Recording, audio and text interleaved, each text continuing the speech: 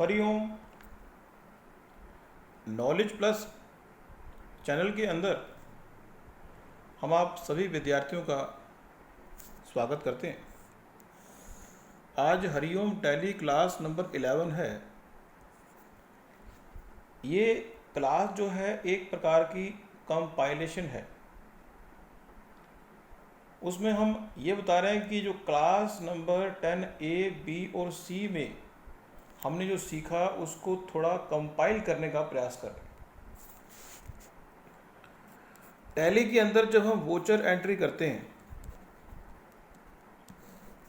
जो voucher entry है, कुछ नया भी सीखने को मिलेगा। दो मोड में वोचर एंट्री पास होती है। एक सिंगल एंट्री मोड है और एक डबल एंट्री मोड है। ये हमने प्रैक्टिकल बताया नहीं है, लेकिन क्लास नंबर 12 में ये बताएंगे। दूसरा कंसेप्ट हमने वोचर करते हुए ये आपको बताया कि या तो आप आइटम इनवॉइस के माध्यम से एंट्री कर लें या फिर आप अकाउंटिंग इनवॉइस के रूप में एंट्री कर लें। लेकिन जब आप आइटम इनवॉइस के रूप में एंट्री करते हैं तो जो टैली सॉफ्टवेयर है वो आपको आइटम को डिटेल करने की परमिशन देता है। वो आपसे 3 तरह की जानकारी मांगता है। एक, वो मांगता है कि आप किस पार्टी से सेल या परचेज कर रहे हैं। मीन्स आपकी मान लो परचेजिंग पार्टी है, उसका नाम पूछता है, मीन्स सन्ड्री कैटर पूछता है। बी, वो आपसे पूछता है कि कौन सा लेजर प्रभावित होगा, तो आपका लेजर प्रभावित होगा परचेज अकाउंट का। सी, आपसे एक वो परफॉर्मा देता है और उसमें पर्टिकुलर्स में आइटम की जानकारी वो मांगता है कि कौन से आइटम आप परचेज करने जा रहे हैं। इस तरह से जब हम आइटम इनवॉइस के माध्यम से टैली में काम करते हैं तो हमें ए कैटेगरी में टैली को बताना पड़ता है कि हम इस पार्टी से परचेज कर रहे हैं। बी कैटेगरी में बताना पड़ता है कि हम परचेज अकाउंट हेड में उसको डेबिट करेंगे। हमने डेबिट भी बता दिया, उसको क्रेडिट भी बता दिया।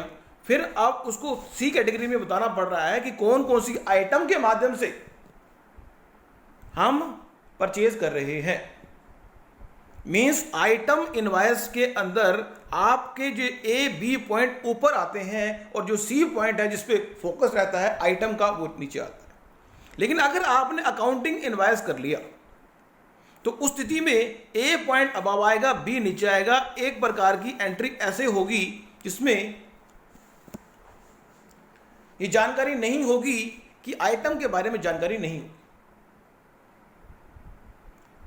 लेकिन यदि आप आइटम के रूप में जानकारी चाहते तो नहीं है। ये तो एक एस्पेक्ट हुआ कि आप जब एक इनवॉइस टैली में रेज करें तो आइटम की जानकारी भी आए तो आप आइटम इनवॉइस को ले लें, और अगर आप चाहते हैं कि आइटम की जानकारी ना आए तो अकाउंटिंग इनवॉइस को ले लें। तीसरा कंसेप्ट ये है कि जब आप एंट्री करते हैं तो उसके 2 मोड हैं। एक बोलते हैं हम इनवॉइस मोड और एक बोलते हैं हम वोचर मोड।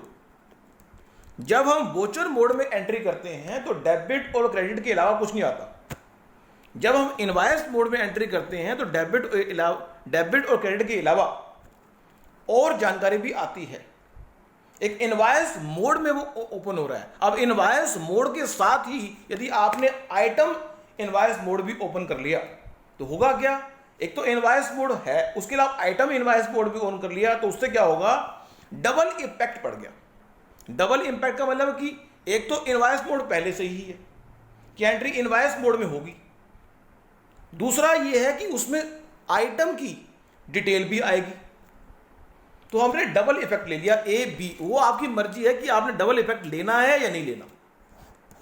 इसकी जानकारी हमने टैली की क्लास नंबर ए बी और सी में दी है। उस क्लास को भी अटेंड कर सकते हैं, सुन सकते हैं। मतलब तो ये कंसेप्ट छोटा सा है, ये छोटा सा कंसेप्ट लेकिन बड़ा इंपॉर्टेंट है कि आप वोचर एंट्री सिंगल मोड में और डबल मोड में कर सकते हैं। आप वोचर एंट्री वोचर मोड में या इनवॉइस मोड में कर सकते हैं। आप voucher entry item invoice mode में या अकाउंटिंग इनवाइस मोड में कर सकते हैं। ये इनका आपस में को रिलेशन है। अगर किसी तरह का किसी तो दिक्कत आ रही है तो अपना फीडबैक दें, हम उसको क्लियर करेंगे। अदरवाइज आप टैली पे काम करेंगे और ये बात समझ आ जाती है आपको तो वेल एंड गुड।